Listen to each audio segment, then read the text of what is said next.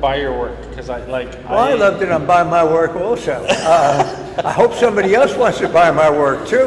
Well, I mean, I think there's a huge appreciation for your work already. Like, I remember, and I wanted to save this for the group, but going to your studio was super amazing. To see, and I think it's part of as I paint. I'm looking at other painters in a different way than I was when I was a student. Well, you can't help that. Yeah, it's so cool. I'm just I remember when, to this day, I can't remember the name of it, but I noticed that you were using a different black. Yes, and I was like, what is that black? And he was like, oh, I found this black. Winsor Newton black. Yeah. Praline. Yeah. It's beautiful. It goes down to a green. Now, you see something like that, the higher greens in that are adding viridian. Oh, wow. But the base green is that black. So it's a wonderful color. And black just suits this time in my life. Well, and after I saw your work, I thought, I have a couple of painter questions.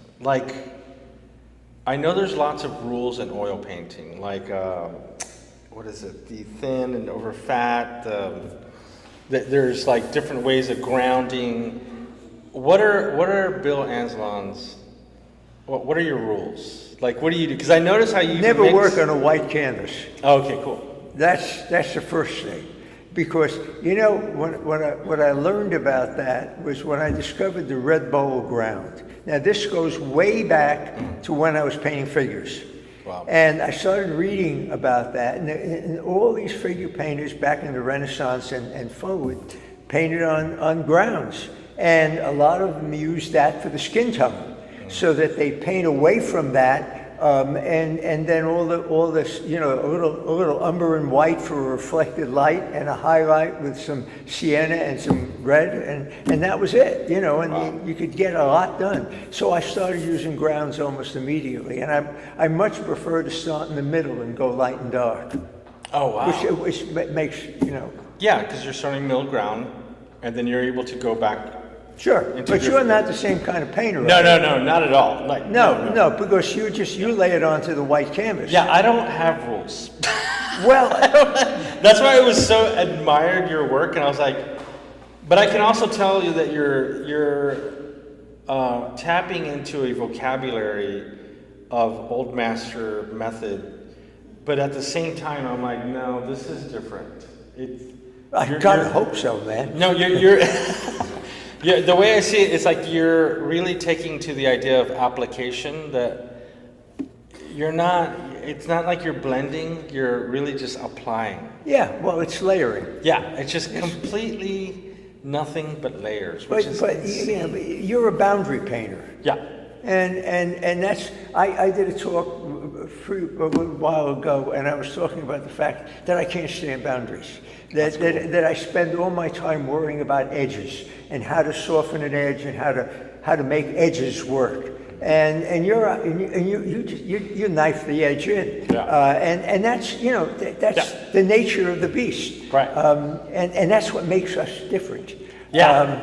And I think that's important. And for example, your use of color is very different than mine. Okay. I work off of a limited palette because I'm not really interested in the color as much as I am in the value and in the intensity of what I'm doing. And you'll throw color anywhere. And no, I trust me. You're not insulting. No, I don't think it is. I don't think that's, Because I think what it represents is anytime you see any kind of Latino gathering of any sort, it's colorful. Yeah. There's color all over the bloody place. Yeah. And so I see that in the work, and I think it makes a lot of sense. Well, there's definitely, I think there's always an element of a painter and who they look from. Who do you look at? I've been looking a lot at different artists. I think I go back and forth, but I have a couple that I tend to like a lot. And one of them is Pierre Bernard. Did I mention Bernard? I love, and that's the love that I see Late in your Bernards. work. Late Bernards. Yes, yes. Late No, Bernards. very, when his wife already passed. And he was painting from memory, but from sketches that There's were. one of a window. There's one of a window, banister rail on the side, and then this kind of yellow tree out there, and this knockout with a a pinkish red on the left side. Right. Yeah, I'm very familiar with Bernard. Yeah, no, Bernard, what he did was unconventional in the sense of what he did for painting. Like Manet, I mean, around that same time before that, they were like playing around with different stuff, but for the most part, I mean, Manet, there was a nice Are you Manet or Monet? No, I'm Manet. Okay. Okay, I wanted to find out. Yeah, no, Monet I think was great. I think there was some sensationalist kind of. Late Monets. Yeah. They're very late. Like. Well, there's about 5 or 10 bridges that they knocked me over. Yeah. But the big water lilies I'm not a big fan of. I just think they're blurry, messy pictures. But I've seen better work. But anyway, go with your. No, I'm just saying, like, I just, looking at, application and the development through art history of how different people handled it.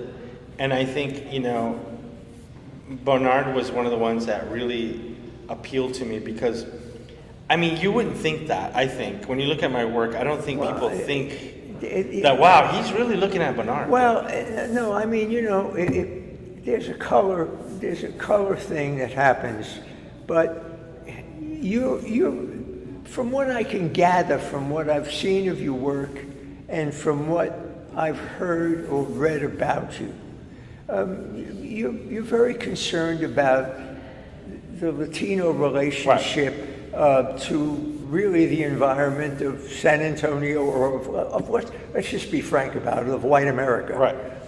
And I understand that, but quite frankly, I think you're soft pedaling the issue. Well, I totally understand what you're saying. I think you ought to kick ass, is what I think you ought to do. Well, I come from a tradition, like I think about my work and where do I fit, like in the traditions of painting. And the person that I'm looking at right now, even more so, is Rafinho Tamayo. Who kind of beautiful work. Beautiful work. It did color, but was limited palette.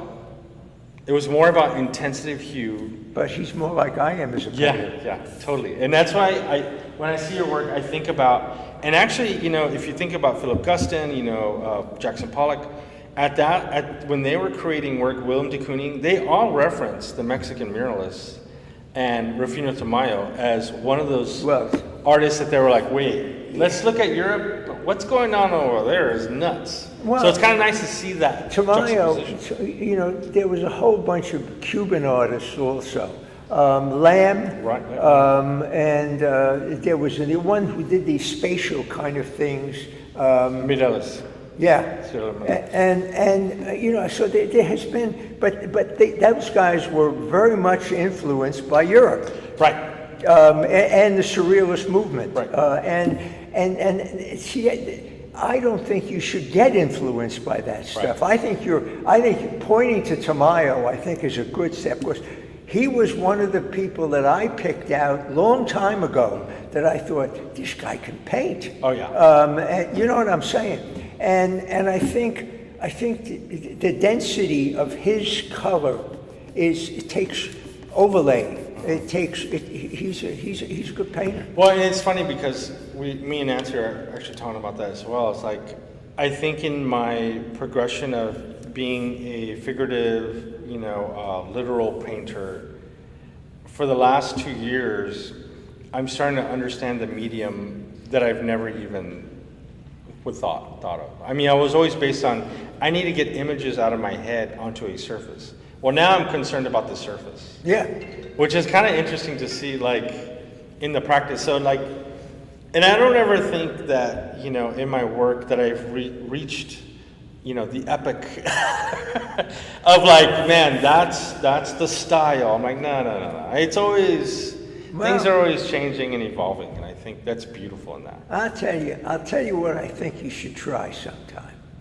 Try painting a canvas red, and then let it dry, and then start your work. I have no patience for that, Bill. Well, I have the shortest attention span. Well, no. The reason why I suggest it is because, you know, you could draw with a white, you could draw with a yellow, you could draw with anything, and what's left behind is, you know, you see it in relation to a red right off the bat. Why red? Because red's about a middle value. So you can go darker than that with blacks and blues and even, you know. That's cool. All right. Yeah, and you can go lighter than that with the yellows, and so you start off in the middle someplace, and then you hit a green in there, and the green starts vibrating like crazy because it's the complement of the red, and you'd have a grand time with something like that. I mean, I think it'd be a game. So yeah, I think and actually I've been doing that more. I've been doing I mean, I have so many works that I can't keep up. So, I mean, whether it's printmaking, and that's the other thing too, is I've always considered myself as a printmaker. So when I'm painting, I'm chiseling. I didn't know that. Yeah, I'm a woodcut, you Really? know, serigraph. And you say you don't have patience? Well, you should see my print. My prints aren't. Yeah, printmakers, I'm not a printmaker in that sense. Like, I'm not okay, all right. Tamarind would totally reject me. Like, they would like, no, dude, turn around, get out of here. Yeah, I'm not that kind of printmaker. I'm more of a painter who likes to print make, but then goes back to painting. Like, I'm all over the place, Bill. Like, and then I weld. You know, one of the I things, can't keep up. One of the things that fascinated me, now I'm going to take one probably that you may or may not like, is Degas.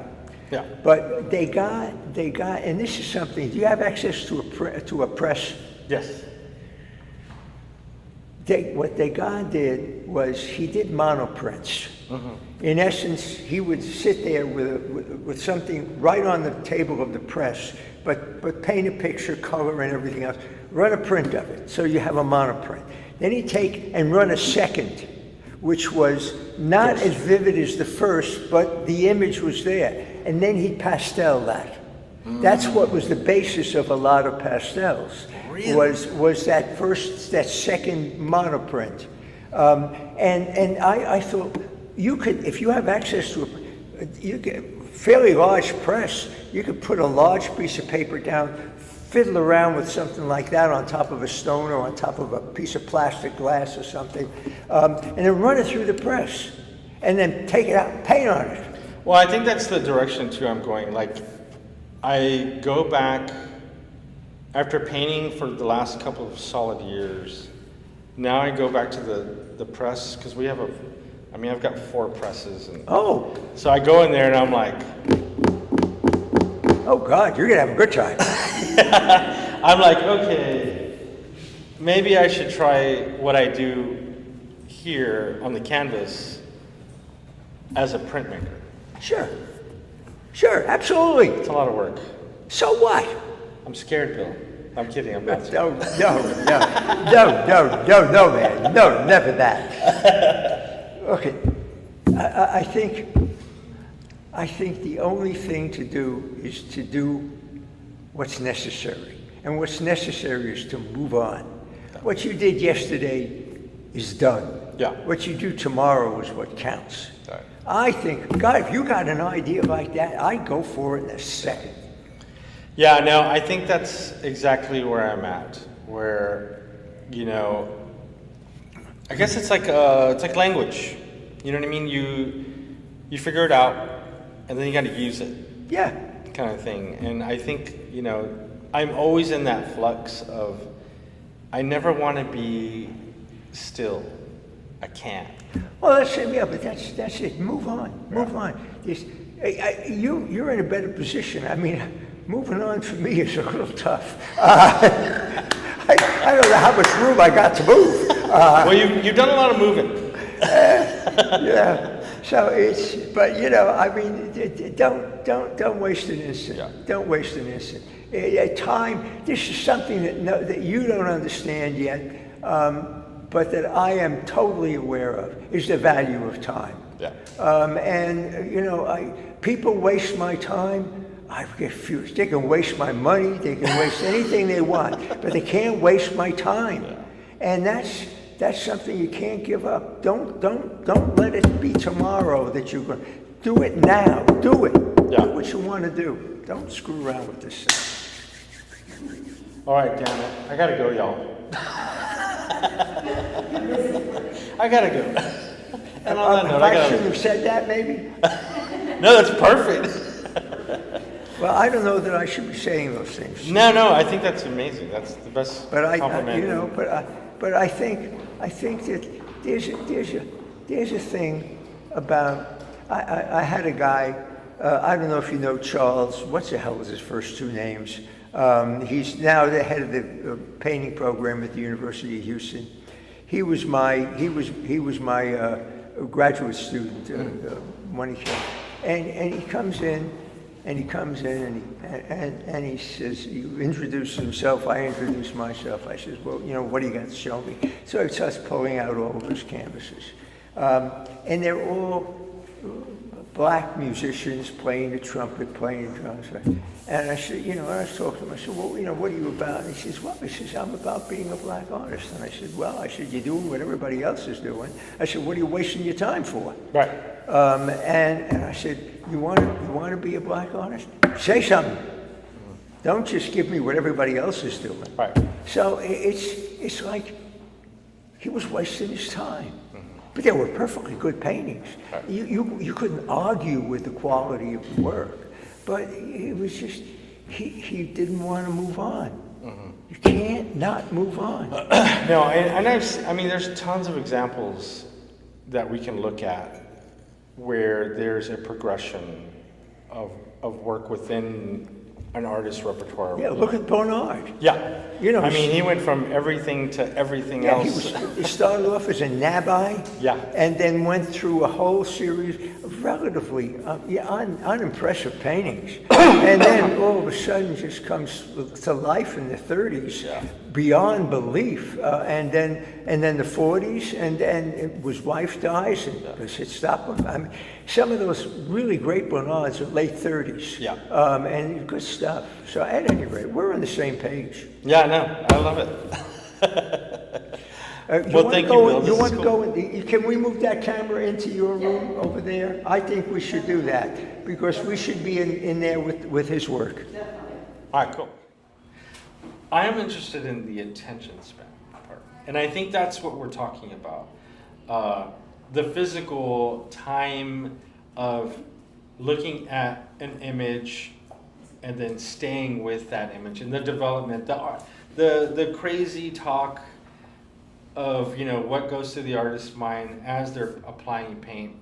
I think that's all part of that attention span. Now, yeah, these took like 2 hours, maybe 3 hours each. But I'm like, I don't think I'm ever finished. I understand what you're saying, and the difficulty that I had, and there's no relation to what you said or now, but when I started with the gallery that I started with in 1959, I sold him 2 paintings for $75, $37.50 a piece. Time machine, we need a time yeah, machine. it was real. I got the money in hand, and he said, "Go buy some paint." That's cool. He was, one of the problems was I'd look at a painting and I'd say, "These people are going to pay $75 for this painting. I got to put a lot of work into it." And as the paintings got more expensive, I got this. It's insidious because it runs in the back of your head. It's not up front. It's in the back of your head. It's got to be. It's got to be worth it. It's got to have its money's worth in it. And the difficulty of that mentality worked in the '60s. It worked in the '70s. But when you start looking at what people have done, you look at some of Jasper John's half-finished stuff, Right. but it has a great deal of presence. And so I'm thinking, I'm cutting my own throat by trying to finish everything to the nth degree. You know what I'm saying? So there's a line that you have to draw in here where if you want to reach a certain level of intensity with the paint, you have to say, well, I don't want to, like for example, you have in the portrait over there, you've worked the face, but you've left the rest of the picture. Right. And it's, you know, that's a method, that's a way of doing it. Right. In other words, and it says, what I'm interested in is the face. Right. The rest of it is to support the face. Right. And so, you know, and I think in all of these pictures, what you're saying is about the face, Right. is about the character of the person. Right. And that, the jump maybe, the jump I think should even be greater. In other words, I would put more into the head in terms of I don't know, a tactile sense to the paint. Right. Because I think that one has more, the one I like over next to it has more of a head to it. I think the problem with these two over here is that they don't have the richness Right. of the others. Those two have very rich faces. Right. I think, you know, going back to... Why am I criticizing? I'm sorry. I beg your pardon. Do not ever apologize. Yeah. Actually, I had another artist tell me, he goes, you know, the problem with every time I hang out with Texas artists, y'all always apologize. Would you stop apologizing? Well, no, I don't. Bill, don't apologize. Well, he's making a note of this, and I don't want. It's all his fault. I don't want to. No, do not. I'm sorry to interrupt you, but do not ever apologize. No, I think it's- that's why we value. It's painter talk, like we were talking about. Okay. I think that's amazing. I think it offers everyone the perspective of how we experience art, not just look at art. And we talked about that, like the annoyance of the pandemic and all this is that. Yeah, that's a strange thing. People cannot experience, you know, this painting as versus a video or a photograph. And I think that goes a lot to the experience of paint, the experience of what we're talking about, how we see paintings. And I think your input is amazing. Like, I listen to everything you're saying, but it's almost not up to me because when I'm in the studio, Oh, of course. I'm not even paying This attention. is bullshit. No, I mean, can't tell you, like, and I know you know this, but when you're painting, you get lost. I'm gone. Like, I'm just like, and I'm like, oh shit. And I have to step back. And it isn't until like a week later I come back and like, what the hell was I thinking? Like, and so then I do another one. So it's just, for me, it's just a non-stop rotation of a relationship to a surface and to what I'm literally seeing through my eyeball. Like, and I think that's the beauty of it's a difference between hands-on. It's called eyes-on. Right. And that's what we're all about. And that's the unfortunate thing about this pandemic, that people won't have eyes on. They simply will see everything through a reproduction and have to drag their butts in here to see the real thing. And I don't know how many are willing to do that. I hope a lot of them. Yeah, I definitely think it's important. I think that's always going to be the challenge. You know, hell, I mean, even before the pandemic, you know, to get people to see work is you know, it's always a challenge, but even more so, yeah. When did you start? I mean, I noticed that there's a tonality in some of these pictures that is a green. So the colors my color palette includes, I have an amazing love affair with the Montserrat orange. I love that orange. Like, I love that. And then King's Blue. I'm a Williamsburg guy. What's the name of the color? Montserrat orange. Ah, okay. It appears not a cadmium. Yeah, it appears in a couple of paintings. What's the big one by Picasso that broke all the Avignon? The Denzel. Yes. Yeah. It appears in that painting a lot. So I use a lot of color. I look at a couple of artists for color. Gauguin, of course, I think is probably one of the main ones. And then, of course, Bernard. Like, I'm an Indian yellow guy. Like, I can eat that whole tube of paint. And I will. Is that want where? more. Show me that orange. That's Indian yellow right there on the Joe and Bernie painting. Okay. On the missions painting, on this painting with Olivia at Okay. the Mescal bar. And of course, I was reluctant to use phthalo green for a long time. I've been a sap green guy. See, I don't. You know that those chemical things drive me crazy. Yeah. Because they stain. And you know, if like Viridian isn't a chemical, so you put it on, and I don't like it, I wipe it off, and it comes off. Yeah. You put a phthalo on. It's first of all, it's much higher keyed. Yeah. And then It's hard to control. It stains. It just stains. And there's a phthalo blue. There's also the same thing. I tried permanent greens, but they're more opaque. Yeah. And they don't. There's a yellow in them that I don't like. But you know, I mean, we go crazy with color. You know. But Well, and that's the thing. Like it's so funny that you say that phthalo green. I can't control the damn thing. Like, you play with them. Like, what the hell? That's not what I wanted. And then I just keep going. You know, there was a woman that came in. I taught a class in painting at the Art League in Houston, and she came in to the class, and she puts on this white plastic see-through raincoat, and she puts on a little thing and ties it around a thing and starts to paint. And I say, I went over. I say, "Are you that sloppy?" And she says, "Well, not really, but I just want to protect my dress." So then I come by about a half an hour later, and she's got green paint, phthalo, That's not good. under the plastic on her white dress. Right? How in the hell she got it there, I'll never know. But that phthalo green is a disease. You put it down. You put a spot over here. Oh, man. And it covers the wall. Before you Ask know. my wife. My wife was just explaining this to some friends. She goes, I try my best. He has his uniform, because I have a uniform that she made me wear. And she goes, God damn, if I wouldn't, I'm looking in my closet, I'm like, ugh, how did his paint get on my clothes? I'm like, and I look, and it's usually, yeah. I'm also a Prussian blue guy. I love that blue. I can eat that blue out of the tube as well.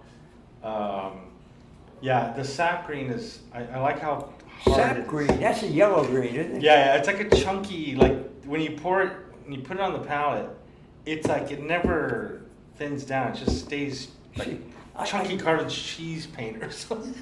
And you literally just, so I should be using a shovel to put that on maybe I should. Has no covering power. Yeah. Yeah, there are colors that you can use, and it doesn't make any difference how much you use. They don't opaque anything out. Yeah.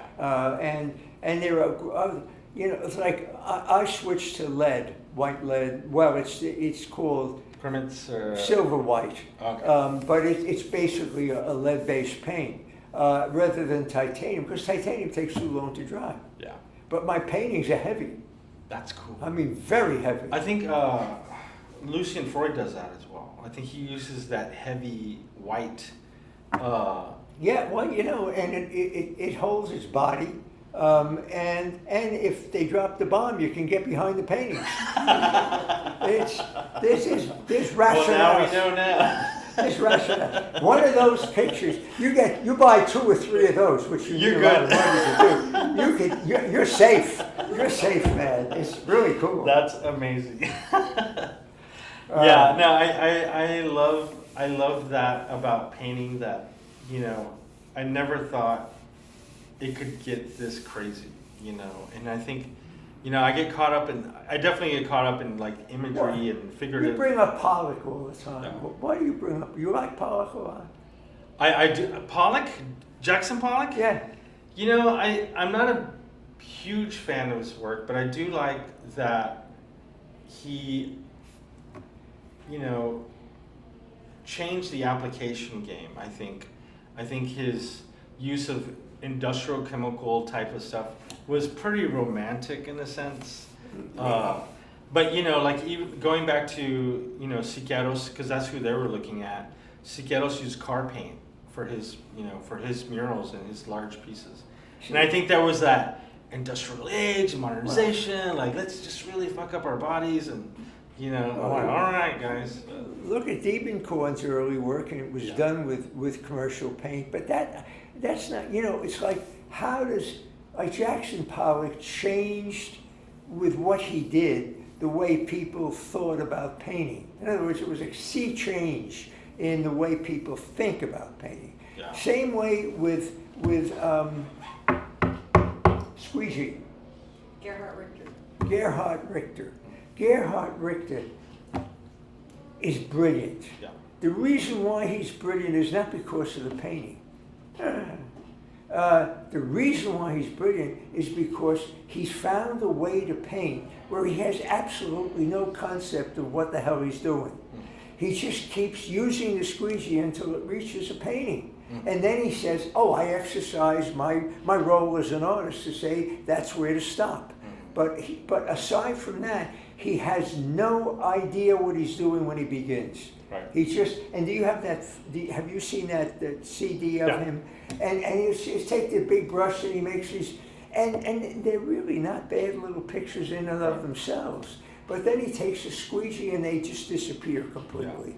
Yeah. And I think Jackson Pollock and Gerhard Richter are both people who have changed the way people think about painting. Mm-hmm. But the product that Gerhard Richter produced still looks like painting. The stuff that Jackson Pollock produced doesn't look like painting. People have to think about it. I have a good friend. That's funny. That's cool. He comes in and he says, "Can you believe Jackson Pollock?" And I said, "Yeah." And he says, "How can you say that?" And I said, "Because he's done this amazing thing. He's changed the way you see it." And he says, "Oh no," he says, "it's not painting." Yeah, no, there's lots of artists that I think have done that, I wish I could think of a lot. Well, no, I'm just thinking like, who? Tell me who. Well, I mean, that's the other person I've been looking at is Luke Tymans. Like how the way he, destroys how we see image, and I think, in that sense, there's a rebirth of how we think about painting, and so, which is pretty awesome. I go back to the origins of even understanding what painting is, right? And so, and I'm always looking at art history, and then I see You're what in people a nasty area there, fella. I mean, you stop and you look at the history of painting, and it goes, it's the history of image making, really. And when the camera came along, everybody got screwed up. Yeah. Because all of a sudden you could make an image without painting. Right. Before that time, every image that was created by a quote-unquote artist. Right. And then you carry it forward and you get into the 20th century. Yeah, and then all hell breaks loose. But that's a strange kind of thing. I think about even Schnabel and the way his body, how that becomes a thing. Ana Mendieta, how they understand application and redefining how painting is viewed and experienced. I think all those things. And what's interesting though is that even though we've seen all those things, I'm still looking at Alice Neal or thinking about. Yeah, but you're a picture maker. Yeah. And that's the thing, and I'm totally fine with that. Like, that's fine. And I'm like, and I've been noticing, where there was a point where figurative art just said, "Oh no, yes. I'm all for figurative. Yeah, and I'm like, Well, I think there's something to be said. I mean, Absolutely. even more, I think that dialogue has even taken a couple of turns with the digital age and how things are so easily reproducible, how we can manipulate the image in a much more way. You can't manipulate these. You can't. That's I know. the I point. tell people I think That's I'm the point. Photoshopped, like in the weirdest way. You can't Photoshop these things. No. You know, I mean, it's the issue. The issue is always that there is now any number of ways of industrializing art. Industrial may be the wrong word. I think I know where you're going, but yeah. But you can mass produce art. You can technology-wise produce art. There's a robotic sense to the production of art electronically, and so many artists are doing it. And you know, it's the famous art is dead. Art is not dead. Painting is not dead. Right. You know, it's that you can't replace what an artist does with a damn photograph. No. Because if that was the case, we wouldn't be necessary. Yeah, I question photography.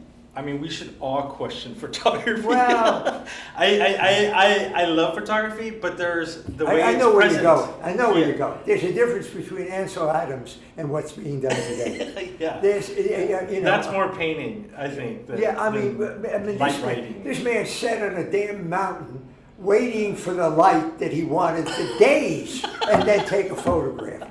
That's a photographer. Yeah. You know, not somebody that has a digital camera that doesn't have to worry about how many shots he's going to take. He just presses the button down. Yeah. And it makes And hopes to 1,000 God. shots. Yeah. And it's all bullshit.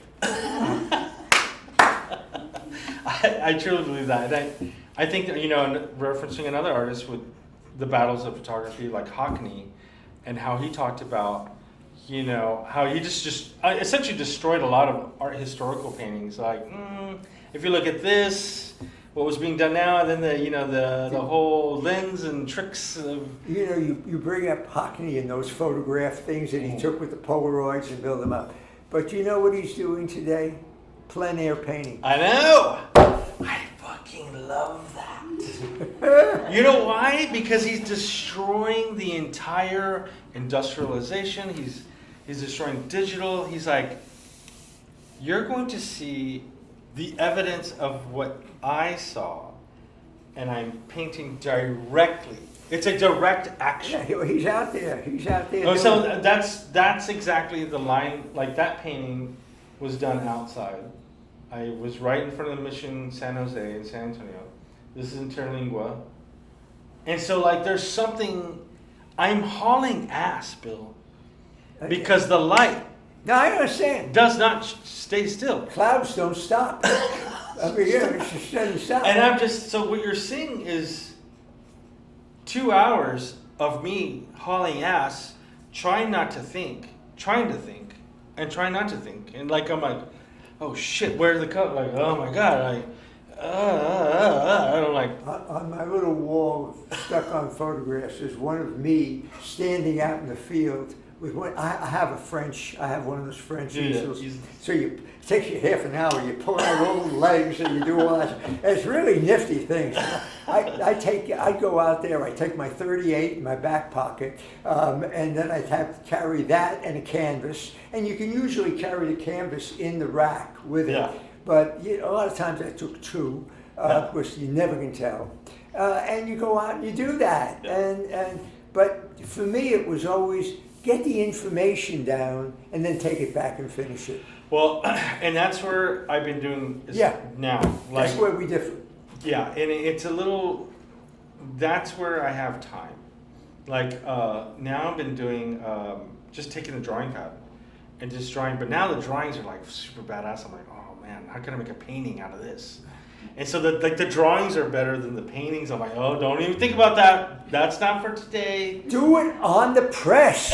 Do it on the press. Well, that's a whole nother thing. I got you, Bill. man. I got No, you. that's a whole nother thing. Because then I'm like, No, it isn't. shit. Put the paper on the shit. press, do the drawing, and then go. Oh my God, there's so little time. What are you talking about? How old are you, Cruz? I'm 48. I just turned 48 yesterday. You got another 40 years in front of you. know! Don't give me that shit. Tiger attack. Well, and that's what, going back to the experience of having someone in front of you is also interesting. Like this one, actually these two were done. This is Alejandro Diaz, an artist out of New York City, and he was in San Antonio. I had him sit, and we were there for 2 hours, and he's like, "Can I move?" I'm like, "Yeah, dude, I don't care." I'm painting, and he's moving, and then I have to every now and then, "Can you just stay right there?" Like, okay, let me get that, and then he keeps talking. So when I see these paintings, I'm not looking so much at the texture or any of the painting. I'm thinking about the actual story, the experience of me with this person, in an intimate type of, sincere, situation where I'm talking and I'm like, and so now I've been recording them, recording the actual sittings. And so it's become like this audio visual where it's not even video. You lost me. And it's been kind of cool. Like Whatever works for you. Yeah, no, it's been great. And now it's document. I'm a Johnny One Note. I've always been a Johnny One Note. That's like a punk rock band. Say again? You're like a punk rock band. Punk rock band. You I'd only need 3 chords. I don't know. I'd rather think of myself as a stationary Mick Jagger. Wow. That's pretty amazing. Yes, it is. That's sexy. That's pretty sexy. Whoa. Got kind of caliente in here. But it's you got to do what you got to do the way you got to do it. But if you get yourself, it seems like there's a you look at I see painting as a kind of a freight yard, and there's a main line that goes through it. It's called the main line of painting that I think I'm on. All right. There was a cubism that went off on one. There was a fauvism that went off on another one. There was an expressionism that went off on another one. They may have come through and weave back together. Yeah. But there are all these different tracks that are running there. And in a sense, you can't be on all the tracks. You gotta decide where you're gonna be. And so I've decided I'm on the main line. I'm not gonna fool. That's why I say Johnny One Note. I'm gonna build pictures. They're gonna be like architectural things. They're gonna be built, and they're gonna be built around an image that's the start of the picture, even though the image can disappear. And it's my process, as you have a process. I can't disavow all the other stuff, but I'm right. You gotta exactly believe that. You gotta believe it. Well, I'm a believer. I'm a witness to the belief. Yeah, you gotta do it. I'm right there. But you're going down. You're trying to get on too many tracks. That's the story of my life, Bill. Yeah, and it's crazy. Yeah, I mean, I crazy empathize man. with you. I might be a crazy man, Bill. No, that's okay. As long as it produces work. Well, that's all I do. That's all. Just crank it out. Just crank it out.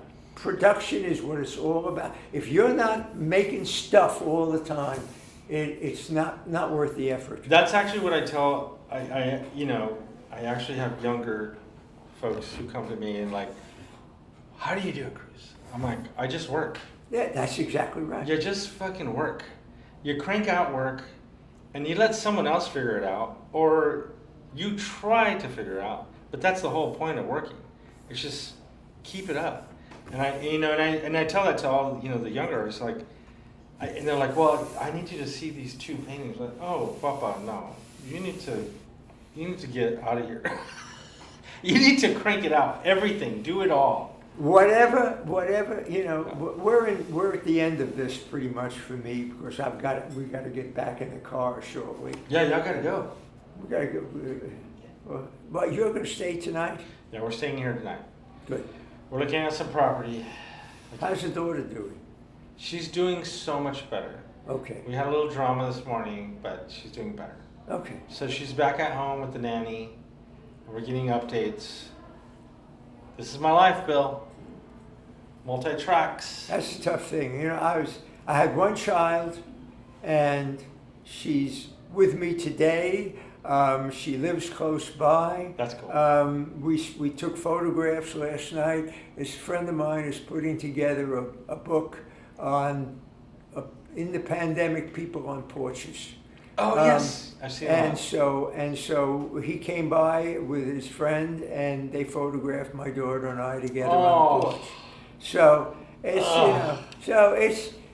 you do that sort of thing. It's nice, and you got 5 of them to worry about. Oh yeah, no, I got a little farm. It's a little. The one thing I can't imagine what it's like, because I remember the one and the tax that was. Yes. The taxing of getting her into a school, and she was a bright girl, so she didn't have any problem. But she started off, and she wanted to go. What's that one in Dallas? SMU. SMU. Yeah. She went to SMU for a year, and I said, Tony, what do you think of that place? And she said, I'm not crazy about it. And I said, well, I'm not either, because it costs too much money. Yeah. And we weren't rich. We didn't have but we cut a lot of corners to keep her there. And so she said, I'd rather go to the UT. And so I said, oh, okay, great, that's good. I like State that. school. Yeah. And so and you go through those kind of catharsis situations, and you think, well, we solved this one. But there's the next one that's coming up. No. I thank God my wife is a mega planner. She's got CEO brain or whatever, and just, I mean. Well, she didn't plan that well. You got 5 kids. Yeah. No, that was all part of the plan. I'm like, what's going on here? Yeah, no, and honestly, I mean, we actually have people that help a lot in the studio. Like I have a master printer who comes in and does. I have a studio director who she's constantly yelling. It's pretty much people yelling at me, Bill. That's Cruz, what you need. did you answer Nancy's email? I'm like, God damn it. Yes. I didn't see this. Like I didn't. Okay, so that's what I'm doing all the time. So I think I do more of that. You're in too many directions. Kick these people out. Get yourself an empty room and work. Well, we'll see. I don't know. Well, listen, Awesome. we got to get going.